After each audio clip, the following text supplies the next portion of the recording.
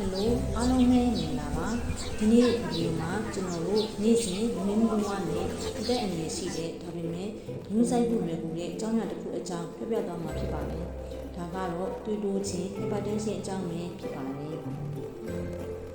တွေးတိုးတာကအသက်အရွယ်မီဖြစ်နိုင်ပြီးကမ္ဘာလုံးမှာတန်ပေါင်းများစွာသောလူတွေကိုဒုက္ခပေးနေပါတယ်တချို့လူတွေကဘာမှမဖြစ်တယ်လို့နေနိုင်ပေမဲ့ရုပ်တရက်အသက်အန္တရာယ်ကိုပါချင်းကြောက်လာနိုင်တဲ့အန္တရာယ်ဖြစ်လို့တိစိတ်ဥဒ္ဒမှာဆင်းလက်ကြလာလို့တောင်သင်ကြားခေါ်ကြပါတယ်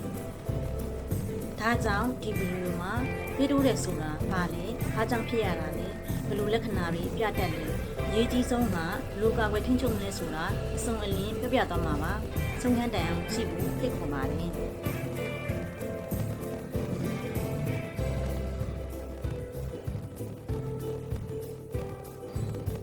တွေးတိုးခြင်းဆိုတာစေကန်းမှာတွေးပေါင်ချိန်လို့အပေါ်သွေး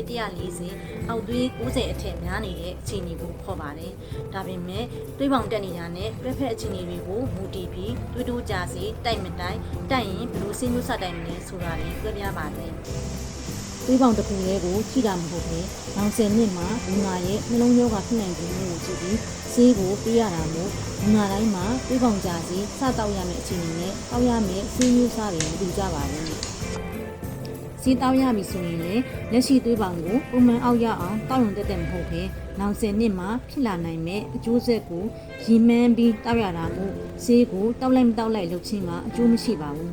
ဆေးကိုလူနာတူချင်းစီရဲ့လိုအပ်ချက်အလိုက်တက်မှတ်သွေးပေါင်အောက်ရအောင်တောက်ရမှာဖြစ်ပါတယ်ဆေးကိုဆရာဝန်ညွှန်ကြားချက်အတိုင်းတောက်ရမှာဖြစ်ပြီးနေ့စဉ်မှန်မှန်လက်ချိန်မှန်မှန်ပြဖို့လည်းမဖြစ်မနေလိုအပ်ပါတယ်ဘာကြောင့်သွေးတိုးတာလဲအများစုကတော့အကြောင်းအရင်းတိကျကျမပြောနိုင်တဲ့မူလသွေးတိုး primary hypertension ဖြစ်ပါတယ်။ဒါပေမဲ့ကျွန်တော်တို့ရဲ့နေထိုင်မှုပုံစံနဲ့အများကြီးသက်ဆိုင်ပါတယ်။အငန်စားခြင်းအတင်စားအစားအသောက်များစားခြင်းဘဝလွန်ခြင်းအရက်အလွန်တောက်ခြင်းစိတ်လေးတောက်ခြင်းနဲ့ဆေးရွက်ကြီးထုတ်ပုံများတုံးဆွဲခြင်းစိတ်ပိစီးမှုများခြင်းအသက်အရွယ်ကြီးလာခြင်းမျိုးလိုက်သွေးတိုးရှိခြင်းစီးကျူယောဂသို့မဟုတ်ကြောက်ကယောဂရှိခြင်းတို့လည်းသက်ဆိုင်ပါတယ်။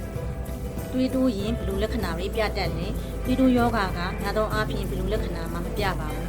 ဒါကြောင့်လည်းကြောက်စရာကောင်းတာပါတွေးပေါင်ညံတက်လာတဲ့အခါမှာတော့ခေါင်းကိုက်တာမူးဝေတာအမြင်အာရုံဝေဝါးတာရင်တုန်တာနဲ့အသက်ရှူရခက်တာမျိုးတွေဖြစ်လာနိုင်ပါတယ်ဒီလိုလက္ခဏာတွေဖြစ်လာပြီဆိုရင်တော့အခြေအနေတော်ဆိုးနေတာကြောင့်စိတ်ဝင်စေကံကိုချက်ချင်းသွားတင်ပါတယ်တွေးတိုးတာကိုမထိန်ချုပ်ရင်ဘာဖြစ်မလဲ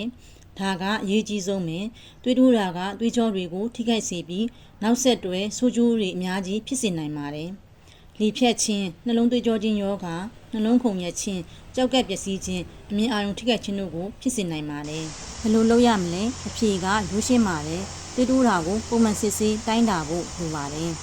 ။နေထိုင်မှုပုံစံပြောင်းလဲခြင်းကအဓိကတော့ချက်ပါကျန်းမာရေးနဲ့ညီညွတ်တဲ့အစားအသောက်စားပါစားလျှော့စားပါအသီးအနှံဟင်းသီးဟင်းရွက်နဲ့အမြင့်တမ်းများတာကိုပို့စားပါ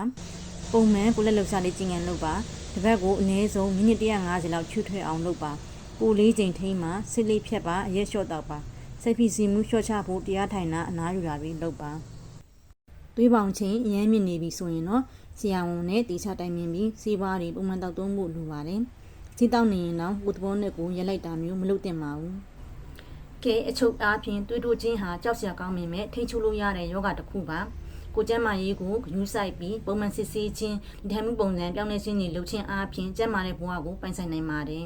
ဒီဗီဒီယိုကနေတစ်ခုခုအကျိုးရှိသွားမယ်လို့မျှော်လင့်ပါတယ်တင့်ငယ်ချင်းမိသားစုမှာတွေးတိုးရှိသူတွေဒါမှမဟုတ်တွေးတိုးမှာစိုးရင်ရသူတွေရှိရင်ဒီဗီဒီယိုလေးကို share ပေးဖို့တောင်းဆိုချင်ပါတယ်နေ့စဉ်လူမှုဘဝနဲ့ကျန်းမာရေးဘူးတူတာတွေမျှဝေမှာမို့လို့ကျွန်တော်ရဲ့ channel လေးကိုလည်း subscribe လုပ်သွားဖို့မမေ့ပါနဲ့အောင်နော်